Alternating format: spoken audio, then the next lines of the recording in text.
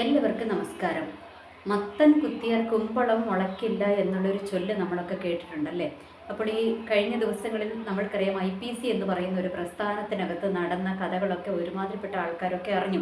ഇനി അറിയാൻ മേലാത്തവരൊക്കെ ഉണ്ടെങ്കിൽ യൂട്യൂബുകളിലൊക്കെ കിടപ്പുണ്ട്, നിങ്ങൾക്ക് സെർച്ച് ചെയ്താൽ അത് കണ്ടെത്തുവാനായിട്ട് കഴിയും.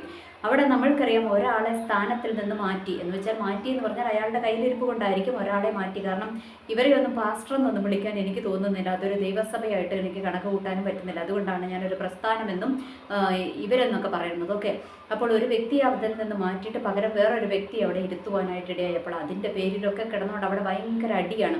ഇനി ഈ അടിക്ക് വേണ്ടിയിട്ട് നേതൃത്വം കൊടുത്തിരിക്കുന്ന രണ്ട് വ്യക്തികളെ നിങ്ങൾക്ക് മുൻപിൽ ഒന്ന് ഞാൻ പരിചയപ്പെടുത്തുവാനായിട്ട് ആഗ്രഹിക്കുകയാണ്.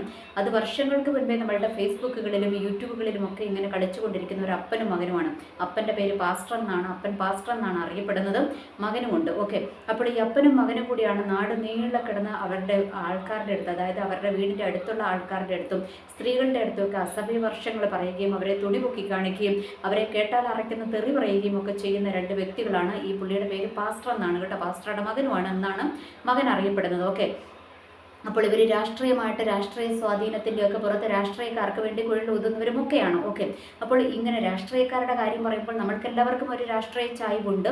നമ്മളെല്ലാവരും ഇന്ത്യൻ പൗരന്മാരാണ്. നമ്മൾക്ക് വോട്ട് ചെയ്യുവാനും ഏതെങ്കിലും ഒരു രാഷ്ട്രീയ പാർട്ടിയോട് കൂറ് പുലർത്താനും ഒക്കെയുള്ള ഒരു അനുവാദം നമ്മൾക്കുണ്ട്, ഒരു എന്താ പറയുക, ഒരു അധികാരം നമ്മൾക്കുണ്ട്. പക്ഷേ അവിടെയൊക്കെ ഞാനും ഏതെങ്കിലുമൊക്കെ എനിക്കിങ്ങനെ ഒരു രാഷ്ട്രീയ പാർട്ടിയൊന്നുമില്ല, ഞാനിങ്ങനെ എല്ലാ രാഷ്ട്രീയ പാർട്ടിക്കാരെയും നിരീക്ഷിക്കാറുണ്ട്, അതിനകത്തെ കാര്യങ്ങളൊക്കെ ഞാൻ ചർച്ച ചെയ്യുന്നതും ആൾ തന്നെയാണ്. ഓക്കെ, പക്ഷേ ഒരിക്കലും ഈ രാഷ്ട്രീയം എൻ്റെ ജീവിതത്തിലോട്ടോ എൻ്റെ കുടുംബത്തിലോട്ടോ എൻ്റെ തൊഴിൽ മേഖലകളിലോട്ടോ ഒന്നും കടന്നു വരുവാൻ ഞാൻ ഒരിക്കലും അനുവദിക്കത്തില്ല. കാരണം ഈ രാഷ്ട്രീയം എന്ന് പറഞ്ഞാൽ നമ്മൾക്കറിയാം, അത് സഭയുടെ ആകട്ടെ അതിന് പുറത്തുള്ളതാകട്ടെ, ഈ രാഷ്ട്രീയം എന്ന് പറഞ്ഞാൽ മൂന്ന് കാര്യങ്ങൾക്ക് വേണ്ടി മാത്രം ആണ് ഇവർ ഈ കടിപിടി കൂടുന്നതെന്ന് നമ്മൾക്ക് മനസ്സിലാക്കുവാനായിട്ട് പറ്റും. ഒന്നെന്തിനാണ്?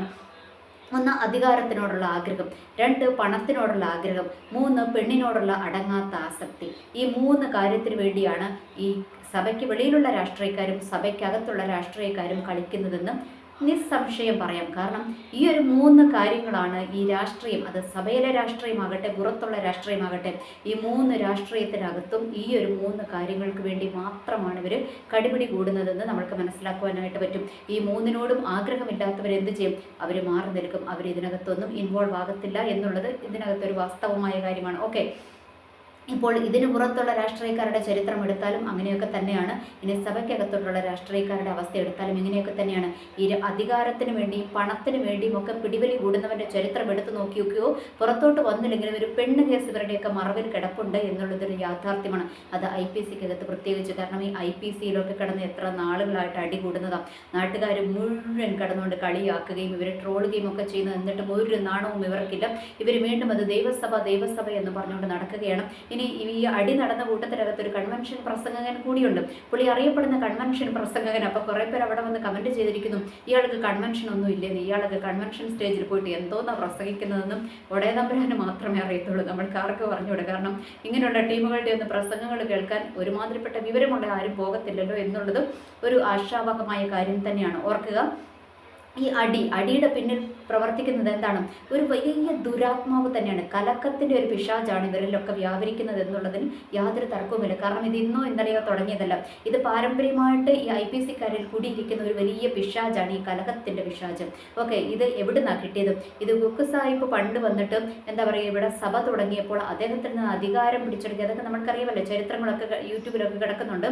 അപ്പോൾ അറിയാം എന്താണ്, വെളുത്ത പശുവിൻ്റെ പാല് ഞങ്ങൾക്ക് വേണ്ട എന്ന് പറഞ്ഞാണ് ആദ്യത്തെ അടി തുടങ്ങിയത്. ഓക്കെ, അപ്പോൾ അവിടം തൊട്ടേ ഈ ഒരു സ്പിരിറ്റ്, മറുതലിപ്പിൻ്റെയും അധികാരത്തിന് വേണ്ടിയിട്ടുള്ള ആ ഒരു പിടിവലിയുടെ സ്പിരിറ്റ്, ആ ഒരു ദുരാത്മാവ് ഇവരിൽ അന്ന് തൊട്ടേ ഉണ്ട്. അതിങ്ങനെ കൈവെപ്പ് ശുശ്രൂഷകളിലൂടെ ഇങ്ങനെ കൈമാറി ഇങ്ങനെ എത്തിയിരിക്കുകയാണ്.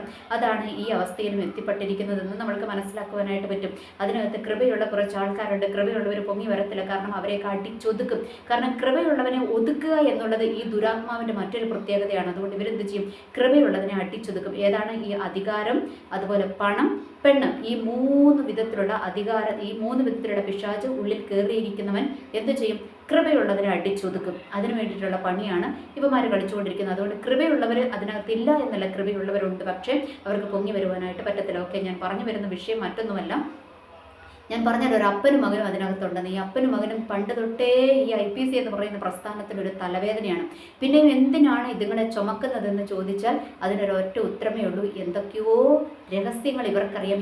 അവരും ഉൾപ്പെട്ടിരിക്കുന്ന എന്തൊക്കെയോ രഹസ്യങ്ങളുടെ ഒരു കലവറ ഇവരുടെ അകത്തുണ്ട്. അതുകൊണ്ടാണ് ഇതുങ്ങളെ രണ്ടിനെ പിടിച്ച് പുറത്താക്കാത്തത്. കാരണം ഇതുങ്ങളെ രണ്ടിനെ പിടിച്ച് പുറത്താക്കിയാൽ പകുതി പിശാച് വിട്ടുപോയി എന്നുള്ളതൊരു യാഥാർത്ഥ്യമാണ്. പക്ഷേ എന്തുകൊണ്ടോ ഈ IPC നേതൃത്വം അതിന് മുതിരുന്നില്ല എന്നുള്ളതാണ് ഒരു വാസ്തവമായ കാര്യം. ഇനി അടുത്തൊരു കാര്യത്തിലോട്ട് ഞാൻ വരാം. അതാണ് ഇമ്പോർട്ടൻ്റ്. എന്താണെന്നറിയാമോ? ഓരോ പേരൻസ് മക്കളുള്ള മാതാപിതാക്കന്മാർ ശ്രദ്ധിക്കേണ്ട വലിയൊരു കാര്യമാണ്. അപ്പനും അമ്മയും നേർവഴിക്ക് നടന്നില്ല എങ്കിലും മക്കൾ എങ്ങോട്ടോടും അതിലും അപ്പുറത്തെ വഴിക്ക് മക്കൾ പോകും എന്നുള്ളതിൻ്റെ ഒരു ഉത്തമ ഉദാഹരണമാണ്. കാരണം ഈ വ്യക്തി എന്ന് പറയുന്നവൻ ഒരു പാസ്റ്ററാണ്.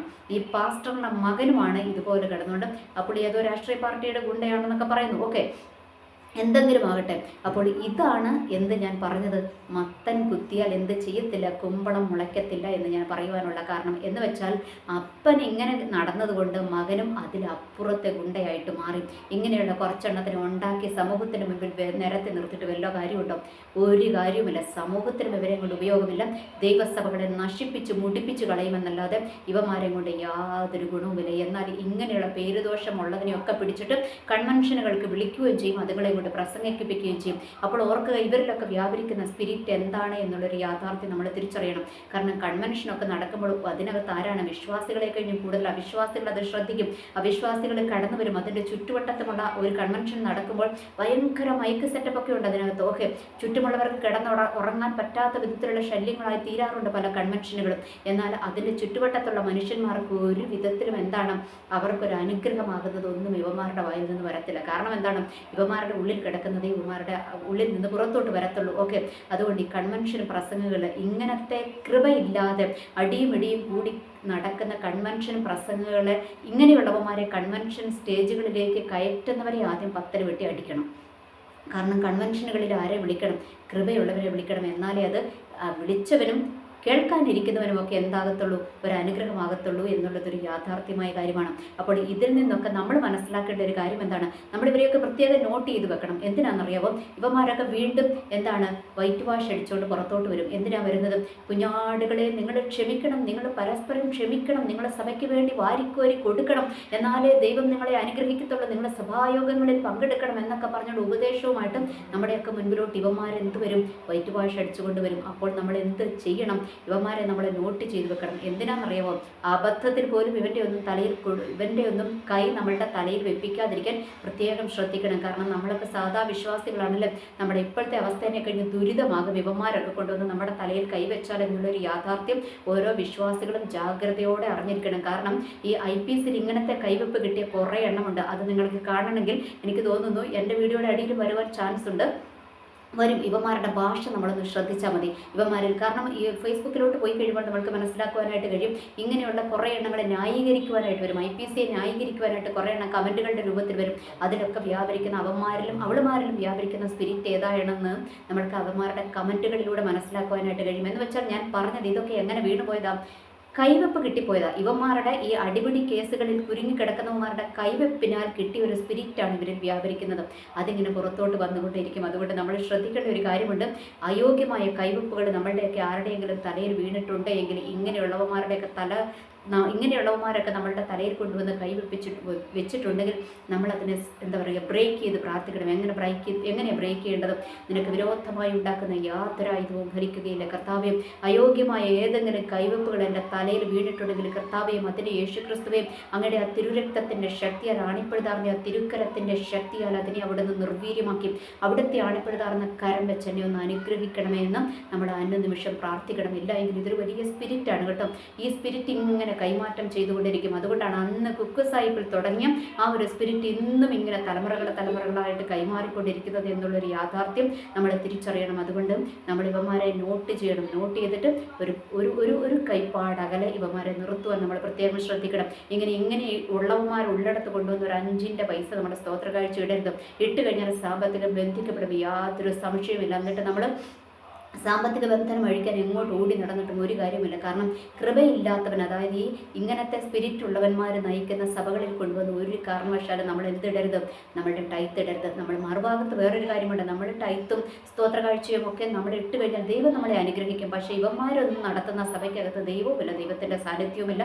അവന്മാർ ദൈവവേലയ്ക്ക് വേണ്ടി അല്ല താനും കൊടുക്കുന്നത്. കാരണം അവന്മാരുടെ കുടുംബം നന്നാക്കാനും അവന്മാരുടെ വയറ് വീർപ്പിക്കാനും അവന്മാരുടെ കേസ് ഒതുക്കാനും വേണ്ടി മാത്രമാണ് ഈ പൈസ ഉപയോഗിക്കുന്നത് എന്നുള്ളൊരു യാഥാർത്ഥ്യം കൂടെ നമ്മൾ തിരിച്ചറിയണം. എന്തുകൊണ്ടായിരുന്നു ഇവന്മാർ ഇത്ര കളിക്കുവാൻ കാരണം? ഇവന്മാർക്ക് അളവില്ലാത്ത സ്വത്ത് കിട്ടി. എവിടെ നിന്നാണ് കിട്ടിയത്? പണിയെടുക്കാതെ പാവപ്പെട്ട വിശ്വാസികൾ മുണ്ട് മുറുക്കി കൊണ്ടയിട്ട പൈസ എടുത്ത് ഇവന്മാർക്ക് ലാവിഷായിട്ട് കളിക്കുവാൻ യാതൊരു മടിയുമില്ല. കാരണം ഇവന്മാരിങ്ങനെ പെരുവയറുമായിട്ട് നടക്കുകയാണ്. അതിനകത്ത് ഞാനൊരു കാര്യം പറയാൻ കേട്ടോ, ഈ ഓവർ കൊടവയറൊക്കെ വീഴുന്നുണ്ടെങ്കിൽ അതിൻ്റെ അർത്ഥം എന്താണെന്ന് അറിയാമോ? അതിൻ്റെ അർത്ഥം അത് ചുമ്മാ ഇച്ചിരി കഴിക്കുന്നുള്ളതൊന്നുമല്ല, വയററിയാതെ ഇങ്ങനെ ഓവർ ഭക്ഷണം കഴിക്കുന്നതുകൊണ്ടാണ് ഈ വയറൊക്കെ ഇങ്ങനെ വീർത്ത് വരുന്നത് എന്നുള്ളൊരു യാഥാർത്ഥ്യം കൂടെ നമ്മൾ തിരിച്ചറിയണം. അതുകൊണ്ട് നമ്മൾ ഇങ്ങനെയുള്ളവന്മാരെയൊക്കെ അടുപ്പിക്കാതിരിക്കാൻ പ്രത്യേകം ശ്രദ്ധിക്കുകയാണ് വേണ്ടുന്നത്. ഓക്കെ, എനിവേ എല്ലാവർക്കും നല്ലൊരു ദിവസം ആശംസിക്കുന്നു. നന്ദി, നമസ്കാരം.